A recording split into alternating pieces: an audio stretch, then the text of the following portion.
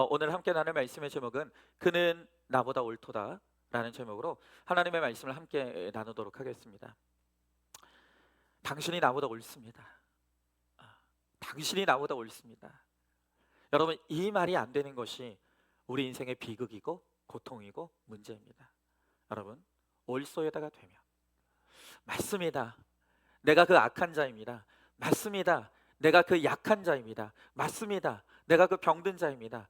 여러분, 이것이 되면 모든 문제가 해석될 텐데, 죄인인 우리는 늘 우리 인생의 주제가는 나는 옳은데 당신은 틀렸어. 나는 옳고 당신은 틀렸다. 늘 이것이 우리 인생의 주제가라는 거예요. 여러분, 이렇게 우리가 나의 죄와 허물은 보지 못한 자로 날마다 나는 옳고 너는 틀렸다라고 고백하니 정말 우리의 인생이 병들 수밖에 없는 거예요. 너무나 가슴이 아픕니다. 여러분, 지금 이 나라가 극심한 대립과 분열에 빠져 있습니다. 점점 지금 이 탄핵 선고가 늦어지는 가운데 분노 게이지가 올라가는 것 같아요. 그런데 지금 이 나라에서 서로 외치는 게 뭐죠? 지금 이 나라가 서로 외치는 게 뭐냐면 나는 옳은데 너는 틀렸다는 거예요. 지금 이 나라에 그 누구도 내 죄를 보는 사람이 없어요. 지금 이 모든 일들이 나의 죄로 말미암았다고 나의 죄를 회개하는 사람은 지금 찾아볼 수가 없어요. 서로가 서로를 향해서 비난하며 하는 말이 뭡니까? 나는 옳은데 너는 틀렸다는 것입니다. 그러니 네가 죽어야 된다라고 지금 끊임없이 비난하며 이 나라가 극심한 대립과 분열에 빠져들어가고 있는 거예요. 여러분, 이렇게 우리가 내 죄를 회개하지 못하고 내 죄를 보지 못하면 우리의 인생이 병들어요. 우리 가정이 병듭니다. 교회가 병들고요, 나라가 병드는 거예요. 여러분, 그런데 이 어려운 고백, 그는 나보다 옳도다. 이것이 나의 악과 죄로 말미암은 나의 죄로 말미암은 것입니다. 내 탓입니다라고 이 어려운 고백을 하는 그 한 사람이 있었으니 그가 바로 오늘 말씀을 통해 보게 되는 바로 유다인 것이죠. 여러분, 우리가 지난 시간 보았죠. 창세기 37장에서 이제 요셉의 이야기가 시작되었었습니다. 요셉이 어느 날 꿈을 꾸게 되었고 그 꿈을 아버지와 형들에게 이야기함으로 말미암아 시기의 질투의 대상이 됐어요. 그래서 형들이 이 요셉을 애굽의 종으로 팔아넘기죠. 여러분, 그러니 우리가 기대하는 것은, 아니 성경의 흐름상으로 보면 37장에서 그 요셉의 이야기가 나왔으니 이제 이어지는 38장부터는 요셉이 어떤 고초를 겪는지가 펼쳐져야죠. 그게 흐름상 맞죠. 그런데 37장에서 요셉의 이야기를 잘 하다가 갑자기 38장에 와서 느닷없이 유다 이야기가 등장하는 거예요. 이유가 뭐라 그랬죠? 여러분, 지난주에 말씀드렸던 것처럼 하나님의 구원의 역사, 그러니까 하나님의 구속사의 주인공이 요셉이 아니라 유다이기 때문인 거예요. 여러분, 우리는 요셉이 너무 좋아요.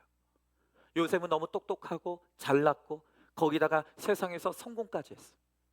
그러니까 우리 생각에는 당연히 요셉의 하나님의 구속사의 주인공일 거라고 착각하는 거예요. 헷갈리는 거예요. 그러니까 하나님께서 너무 급하셔서 중간에 유다 이야기를 딱 끼워 넣으신 거예요. 아니야. 요셉이 아무리 잘나고 똑똑해도 요셉이 주인공이 아니라 예수님의 조상은, 이 구속사의 주인공은 유다야. 하나님께서 그것을 깨닫게 하시기 위해서 갑자기 요셉 이야기를 끊고 유다 이야기를 하시는 것이죠. 여러분, 이 야곱의 족보에서 빼놓으면 안 될 사람, 그리고 예수님의 구원의 역사에서 빼놓지 못할 사람이 유다예요. 물론 요셉도 믿음의 사람이에요. 요셉도 예수 그리스도의 표상이에요. 그러나 예수님의 직계조상, 예수님이 나시는 데 있어서 그의 조상의 역할을 하는 사람은 유다였다는 것입니다. 여러분, 말씀드렸죠? 성경은 처음부터 끝까지 예수님에 관한 이야기, 구약은 오실 예수님에 관한 말씀이고 신약은 오신 예수님에 관한 말씀이에요.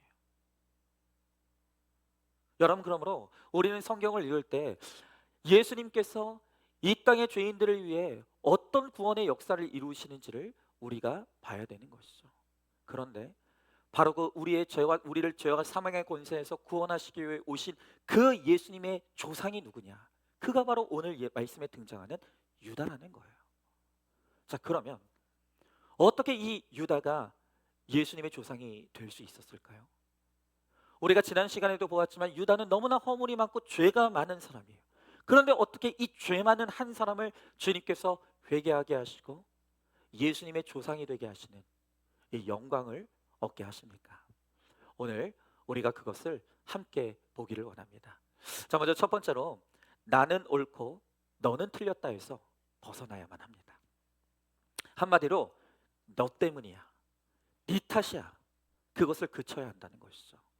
자, 우리가 지난 시간에 지난 주일 말씀에서 보았듯이 창세기 38장 1절부터 11절까지의 말씀에서 이 유다가 어떤 짓거리를 벌였는지를 우리가 다 보았어요. 믿음의 공동체, 믿음의 집안이 찌질하고 싫다고 공동체를 떠났어요. 그리고 세상으로 나아가 거기서 불신 친구를 사귀고 불신 교제를 하고 불신 결혼을 하고 그 결론으로 문제아를 낳고 키우게 되었죠.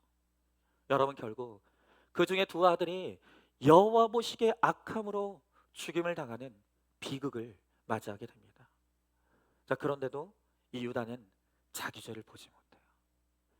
이게 지금 자기 죄로 말미암아 일어난 일이라는 걸 깨닫지 못해요. 그 대신 지금 이 모든 문제의 책임을 누구에게 돌립니까? 며느리 다말이요. 너 때문이라는 거예요. 여러분, 요즘 드라마만 봐도 그렇죠? 모든 드라마의 갈등은 어디서부터 시작되냐면 너 때문이야로 시작되는 거예요. 너 때문에 내 아들이 이렇게 됐어. 네가 이 집안에 들어와서 우리 집이 이렇게 망한 거야. 근데 여러분, 드라마 속에서만 이런 일이 일어납니까? 아니죠. 그게 바로 고스란히 지금 이 세상에서 일어나고 있는 일이에요. 우리 집은 괜찮은데, 우리 집은 아무 문제 없었는데 며느리 너 하나가 잘못 들어와서, 네가 우리 집에 잘못 들어와서 우리 집이 이렇게 됐어. 아까도 말씀드렸던 것처럼 지금 이 나라가 극심한 분열과 대립 속에 빠져들어가고 있어. 그런데 여기서 그 누구도 내 죄로 말미암았다고 고백하는 사람은 아무도 없어. 다 너 때문이라는 거야. 너만 없어지면 우리나라는 괜찮다는 거야. 그러니 병되는 거예요.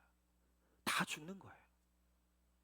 여러분, 이 유다도 지금 이 가정에서 벌어지고 있는 이 정말 비극의 일들이 일어남에도 불구하고 자기 죄를 보지 못해요.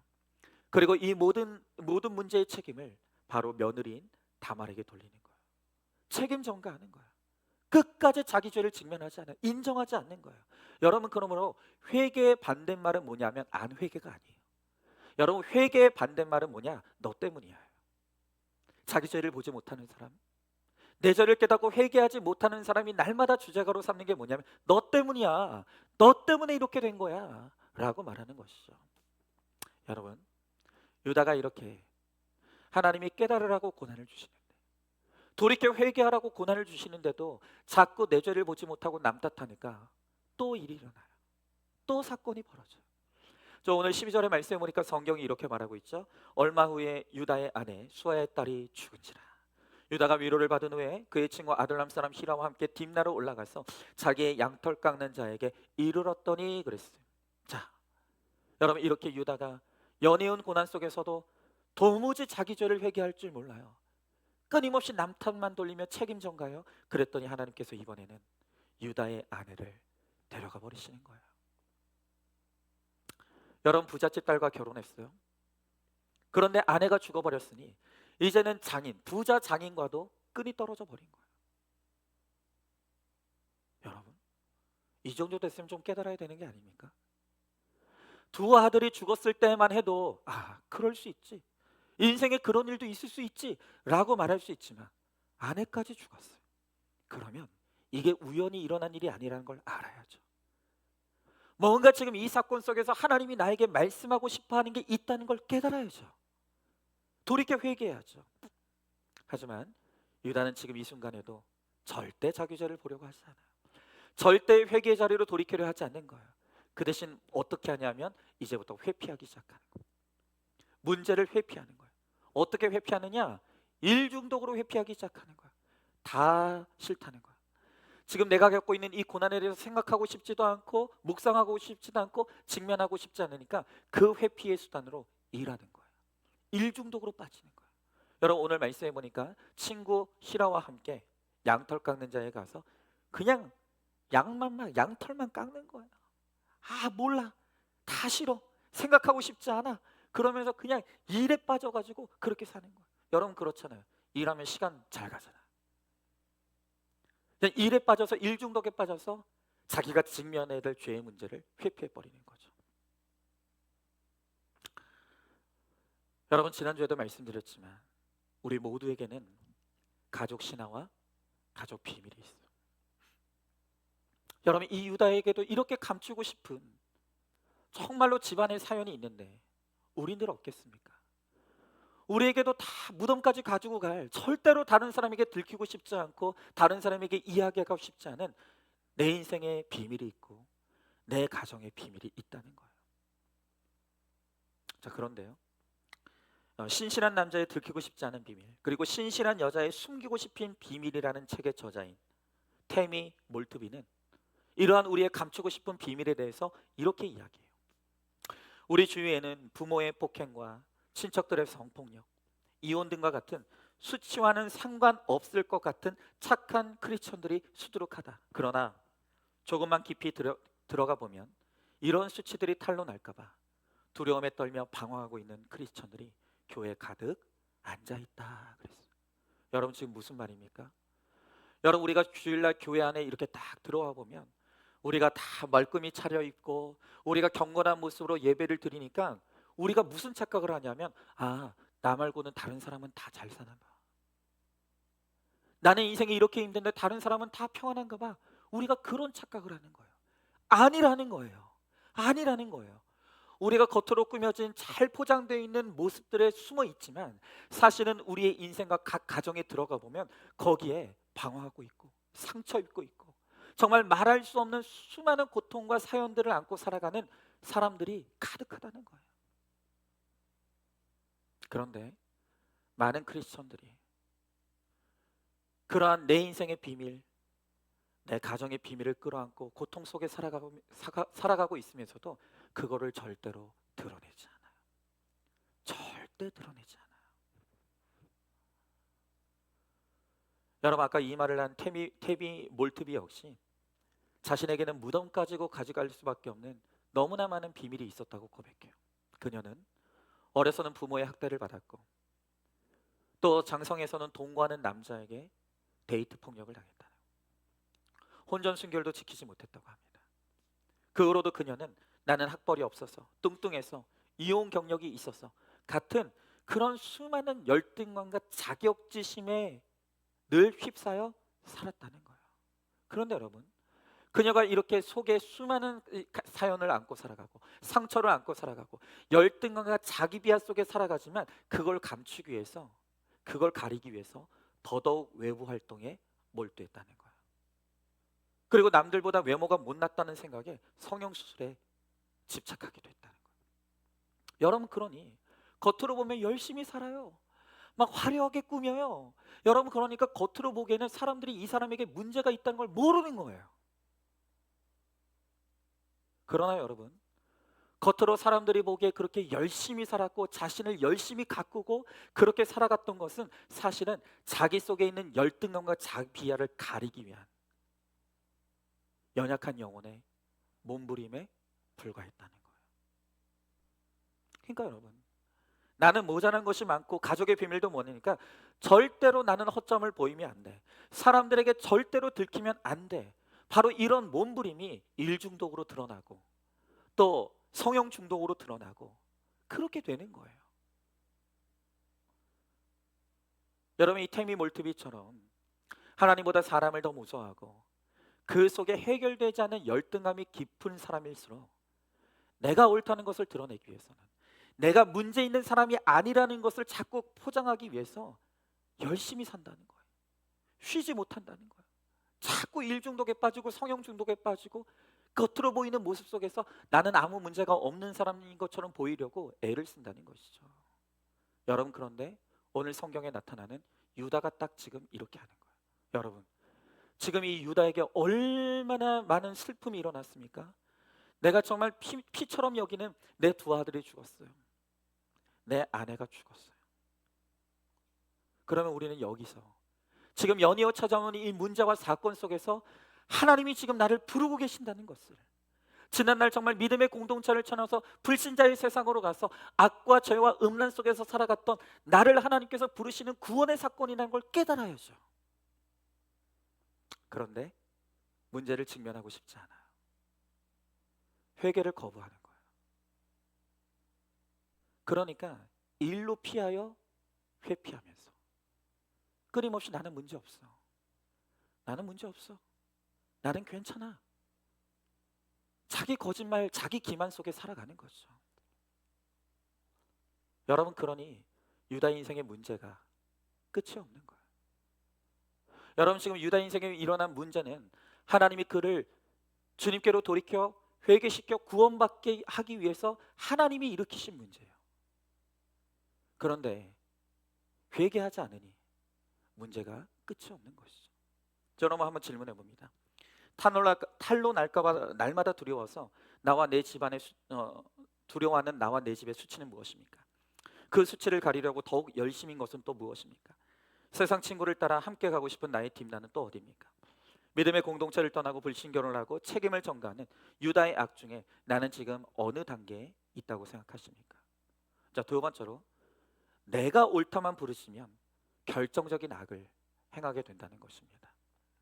자, 오늘 본문에 13절부터 14절의 말씀에 보니까 어떤 사람이 다말에게 이르되 내 시아버지가 자기의 양털을 깎으려고 딥나로 올라왔다 한지라 그가 그 과부의 의복을 벗고 너울로 얼굴을 가리고 몸을 휩싸고 딥나 길 곁 에나임 문에 앉으니 이는 셀라가 장성함을 보았어도 자기를 그의 아내로 주지 않음으로 말미암음이라 그랬습니다. 자, 지금 이어지는 말씀에 보니까 그 며느리 다말이 너울로 얼굴을 가리고 변장한 채로 시아버지를 유혹하기 위해서 나섭니다. 여러분, 그 이유가 무엇이라고 했습니까? 자, 지금 이 집안에는 셋째 아들 셀라가 남아있어요. 그런데 셋째 아들이 남아있음에도 불구하고 자신을 셀라에게로 들여보내주지를 않기 때문인 거예요.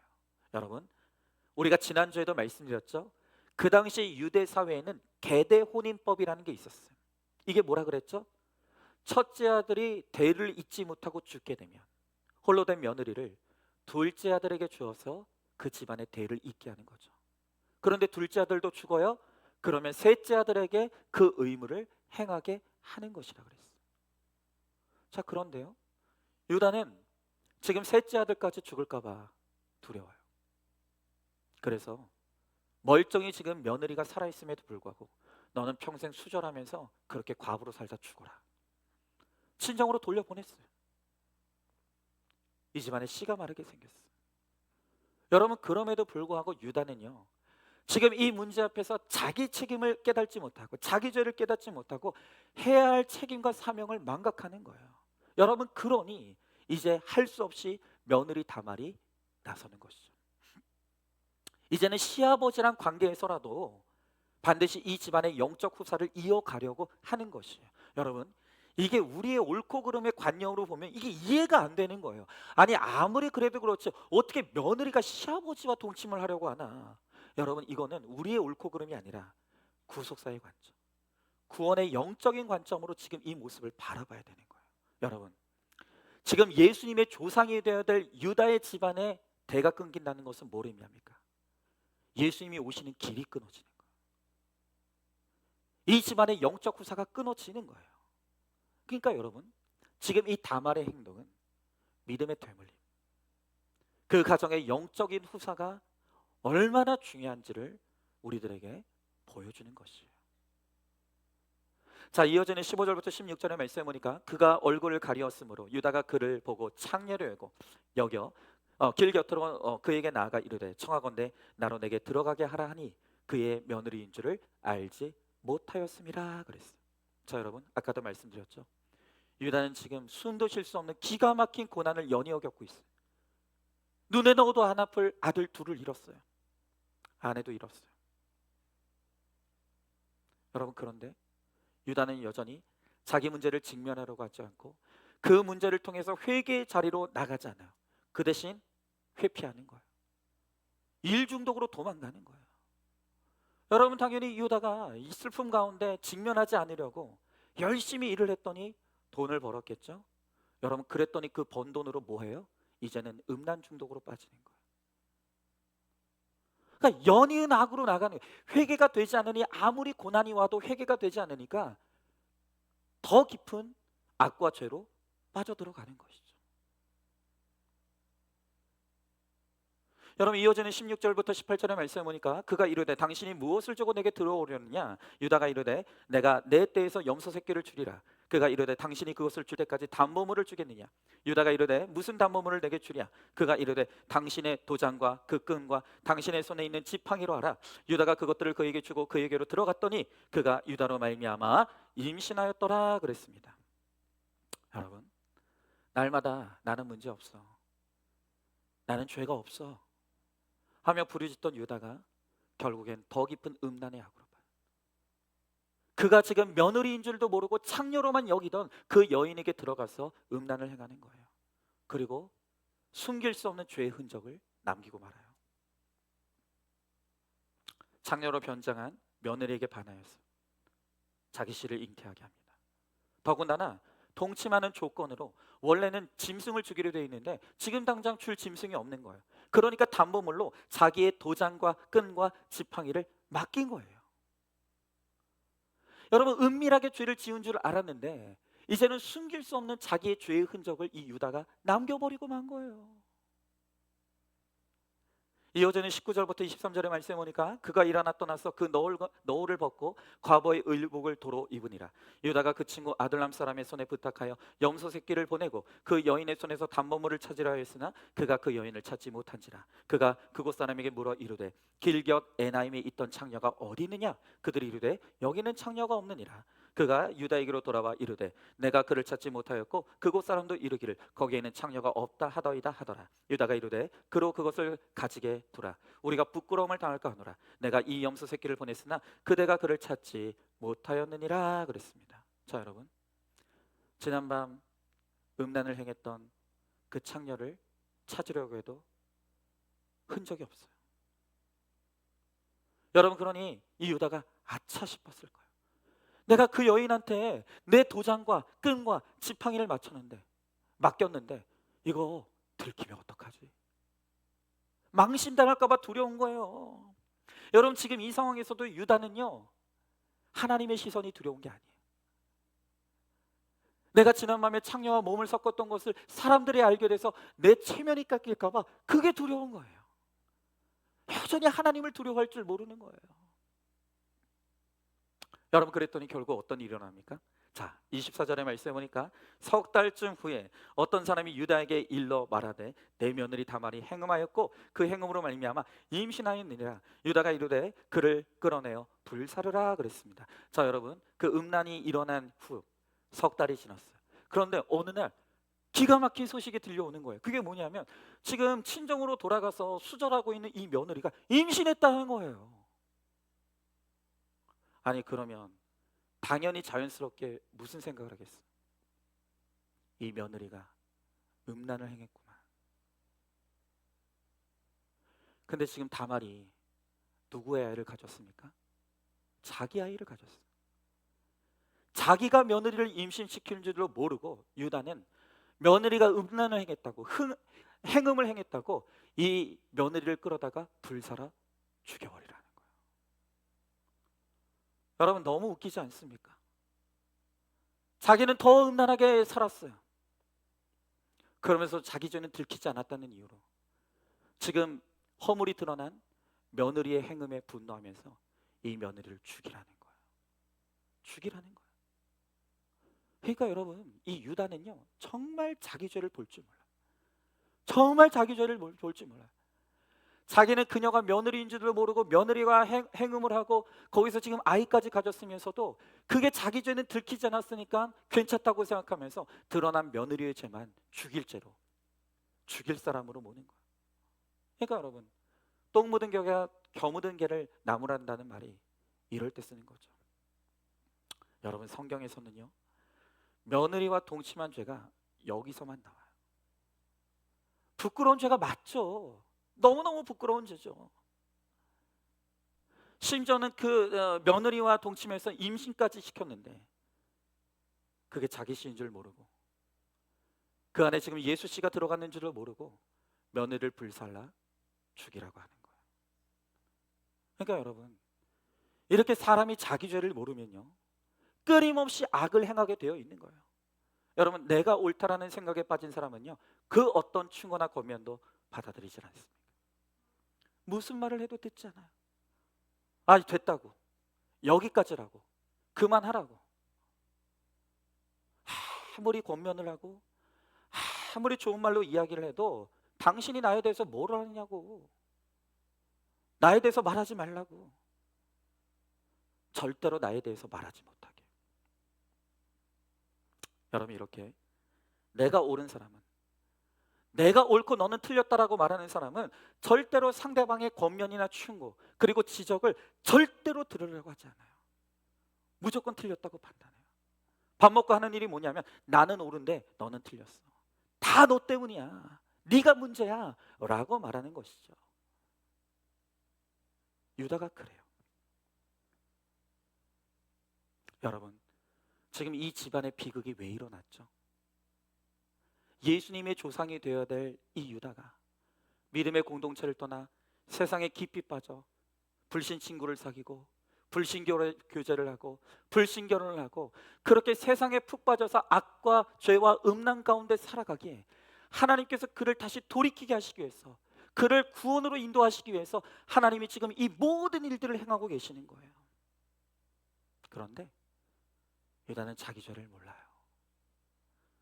지금 이 모든 사건의 배후에 지금 하나님의 구원의 역사가 있다는 것을 모르는 거예요. 그러니까 여러분, 한 사람이 자기 죄를 깨닫고 회개한다는 건요, 이거는 기적 같은 일인 거예요. 내 죄를 인정한다, 내 죄를 깨닫는다, 이거는요 사람의 역사가 아니에요. 하나님이 역사하지 않고는 우리 인간은, 100% 죄인인 우리 인간은 절대로 자기 죄를 깨닫지도 못하고 인정하지도 못하는 거예요. 여러분, 한번 질문해 봅니다. 아빠 때문이야, 엄마 때문이야, 당신이 돈이 없어서, 사장이 이상해서, 내가 학대를 당해서 하면 날마다 남 탓만 하고 있지 않습니까?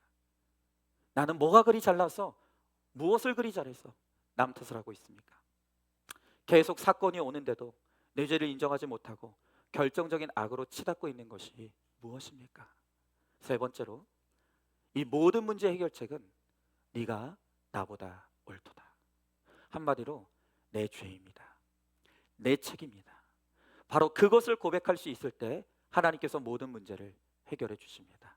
자, 오늘 25절의 말씀에 보니까, 여인이 끌려갈 때 사람을 보내어 시아버지에게 이르되 이 물건 임자로 말미암아 임신하였나이다. 청하건대 보소서, 이 도장과 그 끈과 지팡이가 누구의 것이니까 한지라 그랬습니다. 자, 다말은 이제 자기의 행음의 결과로 말미암아 이제 사형장에 끌려가서 화형을 당하게 됐어요. 그런데 그때 시아버지인 유다를 향해서, 나와 행음을 행한 그 사람은 이 도장과 끈과 지팡이의 주인입니다 라고 말하는 거예요.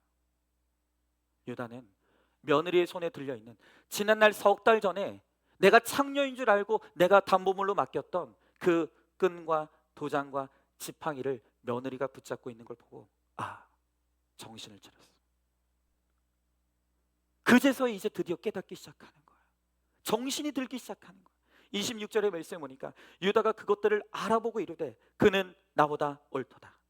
내가 그를 내 아들 슬라에게 주지 아니하였음이로라 하고 다시는 그를 가까이 하지 아니하였더라 그랬습니다. 여러분, 여기 이 드디어 유다가 고백하는 것, 그는 나보다 옳도다. 맞다, 이것이 내 죄로 말미암은 것이다. 맞다, 이게 내 책임이다. 여러분, 이것이 성경에서 가장 위대한 고백이에요. 구원의 핵심 고백이 바로 이거예요. 여러분, 이 고백이 되어지지 않으면 누구도 구원받지 못해요. 여전히 너 때문이야, 네 탓이야, 너로 말미암은 거야, 여전히 내 죄는 보지 못하고 남 탓만 하면 절대로 온전한 구원이 이루어지지 않아요. 오늘 이 유다처럼 그는 나보다 옳도다. 맞다, 이 모든 일이 내 죄로 말미암은 것이었다, 이 모든 것이 내 탓이다 라는 이 고백을 통해서 한 사람의 구원의 역사가 이루어지는 거예요. 여러분, 그동안 유다는 책임자만 했어요. 그 모든 책임을 며느리 다말에게 돌렸어요.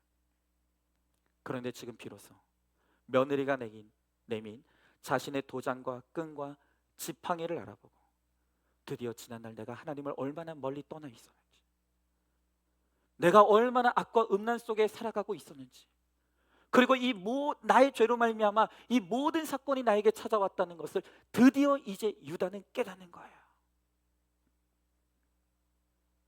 여러분, 이러한 유다의 죄고로 말미암아 마침내 유다도 다말도 예수님의 족보에 이름이 올라요. 여러분 아시죠? 마태복음 1장에 보면 예수님의 조상의 이름들이 기록되어 있어요. 그런데 그 예수님의 조상의 이름에 바로 오늘 여기 유다와 다말이 찬란하게 그 이름이 기록되어 있는 거예요. 여러분, 앞에서 소개했던 이 태비 몰트비는 자신이 아무것도 할 수 없는 속수무책의 상황에서 발견한 보물이 정직이라고 고백하는 거예요. 여러분, 그녀는 자신의 인생에 찾아온 그 고난을 통해서 자기의 단점과 고통에 대해 정직해야 된다는 것을 배웠다고 합니다. 지금 내 인생에 문제가 있어요. 연이어 찾아오는 고난들이 있어요. 사건들이 있어요. 그럼에도 불구하고 끊임없이 나는 아무 문제 없어, 우리 집은 문제 없어, 우리 회사도 문제 없어, 이렇게 말하는 것은 하나님의 구원 역사를 방해하는 거라는 거예요. 그건 하나님의 일을 방해하는 거예요. 여러분, 우리가 그렇잖아요. 내가 아파요. 내가 아픈데 아픈 걸 인정하지 않으면 치료 못 받아요. 죽는 거예요. 여러분, 정말 어떤 분들을 보면요, 정말 이런 표현 너무 죄송한데 정말 너무 미련스러운 분들이 있어요. 아니, 아프면 병원 가서 치료받으면 빨리 끝날 문제인데 어떤 분들은요, 아픈데도 뭐라 그러냐면 내 몸은 내가 잘한다는 거예요. 아픈 걸 인정하지 않아요. 그리고 병을 키워서 병원에 가면 그때는 손을 쓸 수가 없는 거예요. 여러분, 우리도 마찬가지. 빨리 우리의 죄를 인정해야 돼요. 빨리 내가 문제 인생이고 내가 아픈 사람이라는 것을 인정하고 하나님의 은혜 앞으로 나가야 되는 거예요. 그래야 내가 살아요. 우리 가정이 사는 거예요. 하지만 지금 우리의 실상은 어떻습니까? 우리는 그냥 계속 숨기려고 해요. 회피하려고만 하는 거예요. 오늘 여기 태미 몰트비처럼 아버지한테 지난날 학대받은 경험이 있어요. 성폭력을 당했어요. 동거남에게 매를 맞은 이야기다. 그걸 남들에게 고백하지 않는 거예요. 오픈하지 않는 거예요. 그러고는 마치 내가 아무 문제가 없는 사람인 것처럼 일 중독에 빠져 살고 성형 중독에 빠져 살고 심지어는 예배 중독에 빠져 사는 사람들도 있어요. 그냥 주야장창 예배만 드리는 거예요. 여러분, 하나님은 결코 이런 우리의 모습을 원하지 않으세요. 태미 몰트비는 다음과 같이 말합니다. 가장 내밀한 고통과 수치심을 예수 그리스도와 다른 사람에게 감추지 않고 과감하게 드러낼 때만이 우리는 다른 사람의 깊은 고통에 닿는 길을 찾을 수가 있다 그랬습니다. 여러분, 무슨 말입니까? 내가 믿음으로 용기를 내어서 나의 지난날의 죄의 문제, 또 나의 지난날의 상처의 문제를 꺼내 놓으면 여러분, 그 고백을 들은 누군가도 자기를 꺼내놓게 된다는 거예요. 그게 다른 사람에게도 영향을 준다는 거예요. 여러분, 내 고백이 다른 사람의 고백을 낳아요. 그리고 그 사람의 고백이 또 다른 사람의 고백을 낳는 거예요. 여러분, 그럴 때 그 공동체가 치유의 공동체가 되는 거예요. 회복의 공동체가 되는 거예요. 생명의 공동체가 되는 거예요. 여러분, 그러므로 오늘 우리가 우리의 목장에서 그 누구보다도 우리 목자님들이 먼저 자기 죄의 문제, 자기의 수치의 문제를 다 꺼내놔야 돼요. 오늘 이제 교회 새로 등록하신 분들이 있는데 우리 교회는 새로 성도님들이 등록해서 목장에 가면 다 자기 죄패를 먼저 나눠요. 나는 지난날 이런 죄를 지었습니다. 나는 이런 죄가 있습니다. 나는 이런 사연과 상처들이 있습니다. 다 고백하고. 여러분, 먼저 믿은 사람들이, 더 믿음이 좋은 사람들이 자기 죄와 수치의 문제를 솔직하게 오픈하고 고백할 때 나도 그것을 고백할 수 있는 용기가 일어나는 거예요.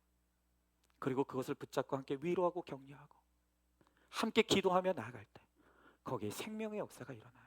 여러분, 그러므로 혼자서 끙끙 앓지 마십시오.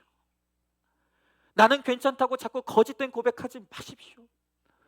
여러분이 아무리 그래도 죄송하지만 저는 속지 않아요. 여러분, 이제 우리가 100% 죄인이고 100% 악한 자들이고 100% 아픈 자들이라는 걸 우리가 다 알아요. 그러니 여러분, 적어도 이제 우리 공동체 오면 아무리 여러분들이 좋은 채하고 괜찮은 채하고 저는 아무 문제 없는데요, 저는 아무렇지도 않은 채요, 그렇게 말해도 속지 않아요. 그러니까 우리 공동체에서는 안심하고 다 드러냈으면 좋겠어요. 그래야 나도 살고 우리 가정도 사는 거예요. 여러분, 한번 질문해 봅니다. 나는 옳고 너는 틀리다고 하면서 날마다 정죄하는 사람은 누굽니까? 주님과 지체들 앞에서 감추지 않고 과감하게 드러내야 될 나의 고통과 수치심은 무엇입니까? 그 고통과 수치심을 오픈함으로 이제는 자유함을 얻고 있습니까? 자, 마지막 네 번째로, 그는 나보다 옳도다라는 고백을 통해 최고의 축복을 주십니다. 이것이 중요합니다.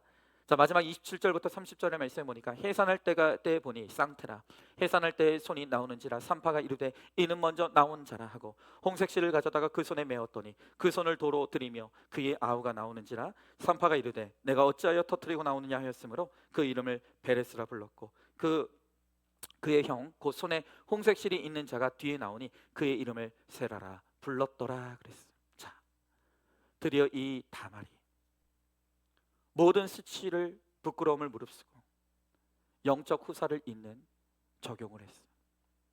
그리고 유다도 드디어 그는 나보다 옳도다, 그렇구나, 이 모든 일들이 그냥 일어난 일이 아니라 내 죄 때문이었구나. 그리고 하나님께서 이제 나를 다시 회개 자리로 부르시기 위해서, 나를 다시 구원의 자리로 부르시기 위해서 하나님이 이 고난의 사건을 통해서 나에게 찾아오셨구나 라는 것을 드디어 깨닫고 고백하게 될 때 하나님께서 이 가정에 회복의 역사를 주시는 거예요. 오늘 말씀해 보니까 이 다말이 쌍태를 배웠다고 그랬어요. 쌍둥이를 배운 거예요. 여러분, 쌍둥이를 배게 된 것이 우연이 아니에요. 이 가정의 아들을 몇을 잃었어요? 둘을 잃었잖아요. 그러니까 하나님께서 이제 회개하는 유다를 통해서 그 잃었던 두 아들을, 이 쌍둥이를 통해서 다시 위로해 주시고 회복시켜 주시는 은혜를 베풀어 주시는 거예요. 여러분, 하나님이 가장 기뻐하시는 사람은 뭐냐면 나의 죄와 수치를 드러내는 사람이에요. 나의 문제와 사건 속에서 너 때문이야가 아니라 하나님께서 지금 이 고난의 사건을 통해서 나를 구원의 자리로 부르시는구나, 하나님께서 이 고난을 통해서 하나님이 지금 나를 회개의 자리로 부르시는구나, 이것을 깨닫고 회개로 또 하나님 앞으로 나아가는 자들 주님이 너무 기뻐하시는 거예요. 그리고 그 한 사람의 그 회개를 통해서 하나님이 회복의 역사, 구원의 역사를 이루어 주시는 것이죠. 여러분, 어떤 한 여자 집사님이 자기의 지난날에 무덤까지 가지고 가고 싶은 수치의 과거를 솔직하게 오픈하고 나누는 고백이에요. 한번 들어보세요. 저는 학교 다닐 때 공부를 지지리도 못했습니다. 그래서 야간 고등학교를 다니며 낮에는 일하고 밤에 공부했습니다. 또 외모가 예쁜 편인데도 성형수술을 4번이나 했습니다. 주변에 예쁜 친구들이 유흥업소로 빠지는 걸 종종 보면서 안타까웠는데 저도 그만 잘못된 길로 빠지고 말았습니다. 빗나간 선택으로 남자들의 성적 놀이개가 될 수밖에 없었습니다. 그럼에도 저는 여전히 외모가 우상입니다. 지금도 공부가 싫고 컴퓨터도 배우기 싫어서 제대로 다루지 못합니다. 또 장애 아를 둔 엄마 중에서 운전을 못하는 사람도 저밖에 없습니다. 그러나 참 신기하게도 말씀은 잘 읽혀집니다. 이제는 악하고 음란한 이 세상의 성적 놀이개가 된 여성들을 찾아가 예수님을 전하는 거룩한 인생을 살기를 원합니다. 여러분, 얼마나 부끄러운 과거입니까? 어쩌면 이 집사님은 무덤까지 숨기고 가져가고 싶었을 거예요. 하지만 이제는 나의 지난날의 죄를 완전히 끊어내고 이제 하나님의 자녀로 살기를 소망하는 마음으로 자신의 지난날의 과거를 솔직하게 오픈하고 하나님 앞에 철저하게 회개하고 이제 주님 앞으로 나아가는 거예요. 여러분, 성경은 우리들에게 분명하게 말씀해 주십니다. 이전 것은 지났으니 보라, 새 것이 되었도다. 하나님 앞에 믿음으로 회개한 모든 죄는 이미 다 과거예요. 하나님이 완전히 잊으시겠다고 하셨어요. 그리고 우리를 한 번도 그런 죄를 지은 적이 없는 사람인 것처럼 하나님께서 우리를 완전하게 용서해 주시고 깨끗하게 해주시고 우리를 이제 새로운 삶으로 인도해 주시겠다고 약속해 주시는 거예요. 여러분, 그러므로 이제는 내 인생의 수치의 사건을 통해 무덤까지 가지고 갈 내 인생의 고통과 고난의 사건을 통해서 하나님이 나를 지금 회개의 자리로 부르신다는 것을, 나를 지금 구원의 자리로 부르신다는 것을 우리가 깨닫고 이제는 주님 앞으로 나아가시기 바라요. 그리고 너 때문이야가 아닌 나 때문입니다. 내 탓입니다. 내 죄로 말미암은 것입니다. 우리가 마침내 그는 나보다 옳도다의 고백을 하나님 앞에 올려드림으로 우리 공동체와 함께 나눔으로 말미암아 정말 그것을 통해 하나님이 나를 새롭게 하시고 우리 가정을 새롭게 하시고 또 우리 공동체를 새롭게 하시는 생명의 은혜, 회복의 은혜를 받아 누리시는 저와 여러분 우리 모두가 될 수 있기를 주님의 이름으로 축원합니다. 오늘 시간 우리 말씀을 기억하면서 함께 찬양하고 기도하기 원합니다.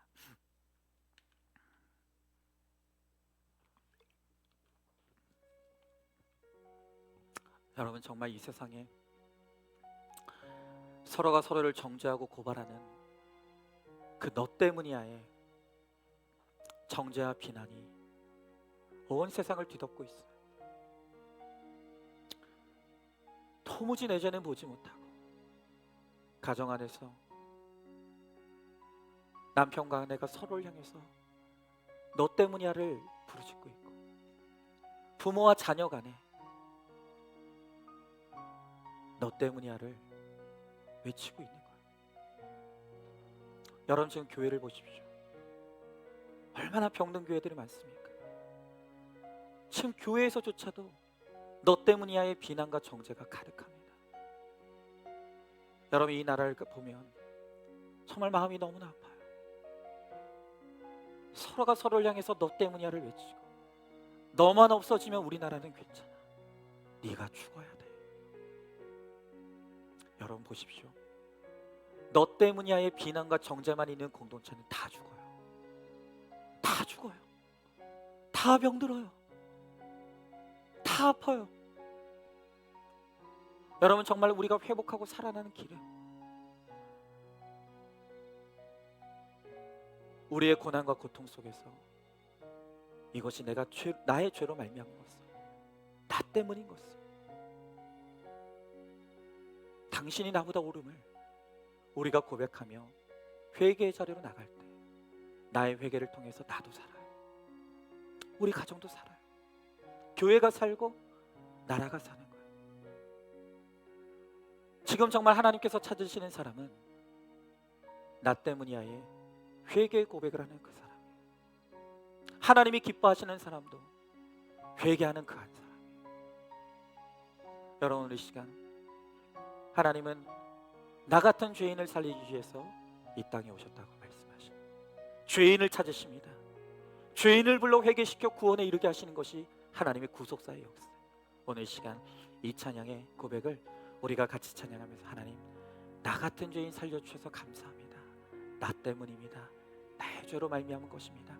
내가 회개합니다. 나의 회개를 통해서 나를 살려주시고 우리 가정, 우리 교회, 이 나라의 민족을 살려달라. 오늘 이 시간 이 찬양 우리 같이 찬양하며 나가겠습니다.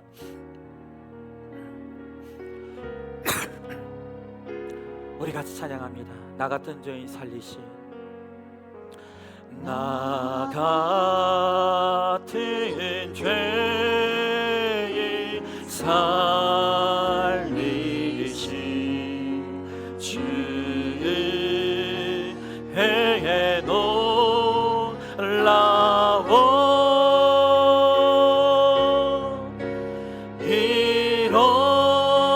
잃었던 생명 찾아왔고 망명을 얻었네. 큰 죄악에서 건지신, 큰 죄악에서 건지신 주의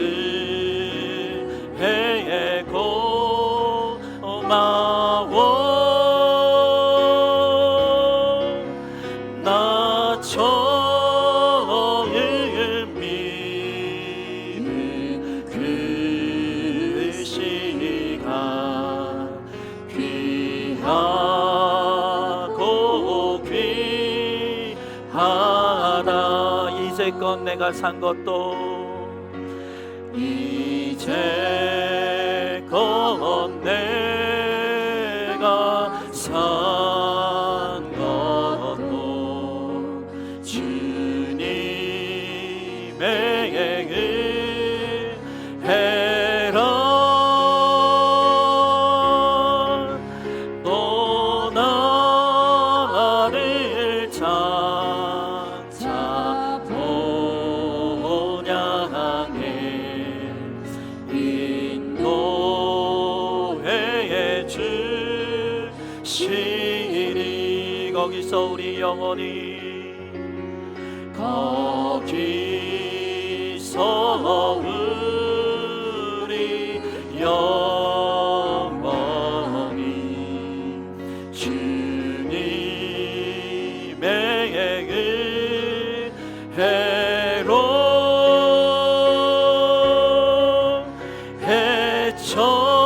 해처럼 밝게 살면서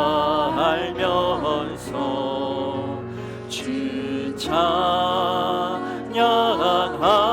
우리 마지막으로 1절 한 번만 더 찬양합니다. 나 같은 죄인 살리신, 나 같은 죄인 살리신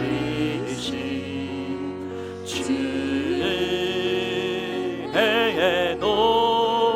놀라워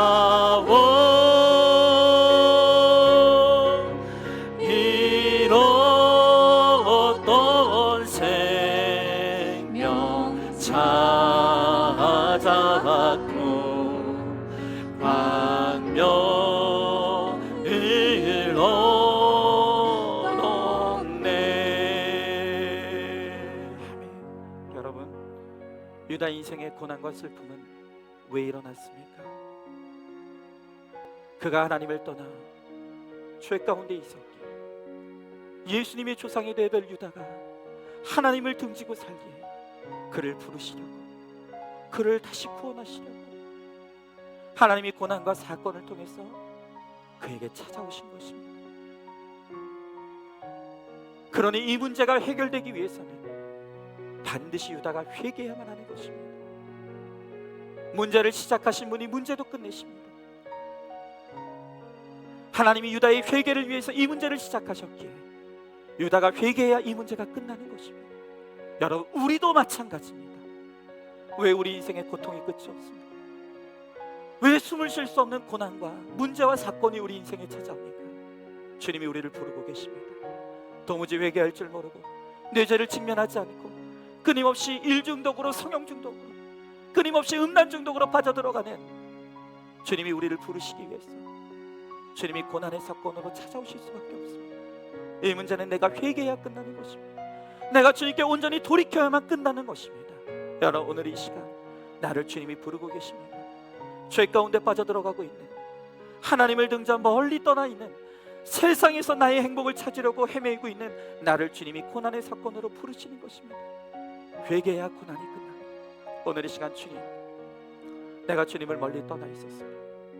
내가 누구에게도 말할 수 없는 나의 죄 가운데 깊이 빠져 있었습니다. 그러면서도 나는 아무 문제가 없는 것처럼, 나를 속이고 하나님을 속이고 사람을 속이며 살아왔습니다. 주님, 이제는 주님께로 돌아갑니다. 이제는 나의 죄의 자리에 일어나 주님께로 돌아갑니다. 회개하며 주님께로 돌아가오니 주님이 이 죄인을 받아주시옵시고, 이제는 회개하며 주님 앞에 나아가오니 우리를 회복시켜 주시고 우리 가정을 살려 주시옵소서. 오늘 이 시간 우리 말씀을 기억하며 함께 기도하며 나가도록 하겠습니다. 기도하겠습니다. 사랑과 은혜가 충만하신 하나님 아버지, 주님의 귀한 사랑과 은혜를 감사드립니다. 주여, 나의 하나님 아버지, 정말 하나님 아버지, 우리가 하나님을 떠나 멀리 죄악 가운데 살고 있습니다. 여전히 하나님 아버지 내 죄를 직면하지 아니려고 우리가 끊임없이 회피하고 도망가며 하나님 아버지 하나님을 속이고 하나님 아버지 사람을 속이고 나를 속이며 하나님 아버지 우리가 그렇게 살아갑니다. 주여 나의 하나님 아버지 우리를 불쌍히 여겨 주옵시고 이제는 고난을 통해 나를 부르시는 하나님께로 우리가 돌아가 아버지 내 죄를 외면 고백하며 아버지 그는 나보다 옳도다. 하나님 내 탓입니다. 내 죄로 말미암은 것입니다. 우리가 고백하며 나아갈 때 아버지 하나님 나를 살려주시고 우리 가정을 회복시켜 주시는 하나님의 은혜가 우리 가운데 임할 수 있도록 주여 나의 하나님 아버지 함께하여 주시옵소서. 아버지 주님께로 돌아갑니다. 주님께로 돌아가기를 원합니다. 아버지 이제는 나의 죄의 자리에서 일어나기를 원합니다. 주여 나의 하나님 아버지 우리 가운데 함께하여 주시옵시고 이제는 정말로 여호와께로 돌아가 아버지 주의 은혜를 힘입고자 할 때 아버지 하나님 우리를 용서해 주시고 우리를 깨끗게 하시며 우리에게 새로운 삶을 허락하시는 하나님의 은혜를 받아 누릴 수 있도록 주여 나의 하나님 아버지 함께하여 주시옵소서. 우리의 회개를 받아 주시옵소서. 주님 믿습니다. 감사합니다. 아멘. 주여 역사하여 주시옵소서. 하나님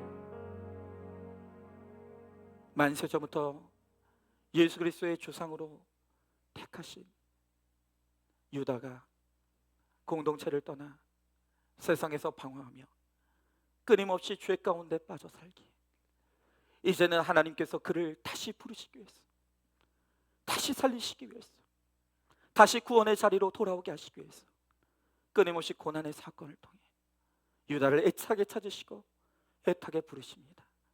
유다야 유다야 네가 어디 있느냐. 하지만 유다는 고난 속에서도 주님이 부르시는 음성을 듣지 못합니다. 끊임없이 회피하고 남 탓하며 회개할 줄 모르게 너무나 아프지만 하나님이 끊임없는 고난의 사건으로 찾아오실 수밖에 없었습니다. 그러나 드디어 이 유다가 이 고난 속에 숨은 하나님의 음성을 듣고 마침내 그는 나보다 옳도다. 이 모든 게 나의 죄로 말미암은 것입니다. 나 때문이었습니다를 고백하며 회개하고 나아갈 때 주님께서 유다를 회복시켜 주시고 다말을 회복시켜 주시고 예수님의 조상이 되는 영광을 누리게 하시는 것을 오늘 우리로 보게 하십니다. 주님 오늘 주님께서 우리도 부르고 계십니다. 어디 있느냐? 네가 어디 있느냐? 하나님 주님이 오늘 고난을 통해 내 인생에 내 힘으로 해결할 수 없는 그 문제와 사건과 고난을 통해 우리를 부르시오니 이제는 우리가 도망가지 아니하고 주님의 부르심에 순종하여 회개의 자리로 나오게 하여 주시옵소서.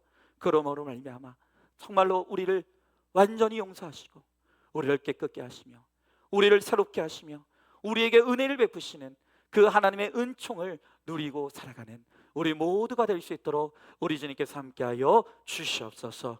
오늘 이 시간 주님 앞에 주님의 부르심에 순종하여 오늘 회개의 자리로 나와 그는 나보다 옳도다의 고백으로 주님이 기뻐하시는 회개를 이루기를 소망하는 살아가는 모든 성도들 가운데 주님은 크신 은총을 베풀어 주실 줄 믿사오며 사랑이 많으신 우리 예수님 이름 받들어 기도 드리옵나이다. 아멘. 이제는 우리 주 예수 그리스도의 은혜와 하나님의 사랑과 성령의 교통하심이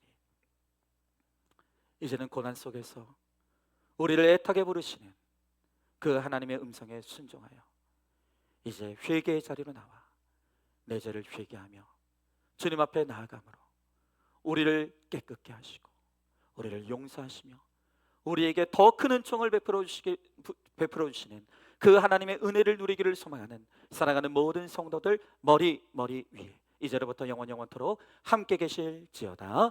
아멘.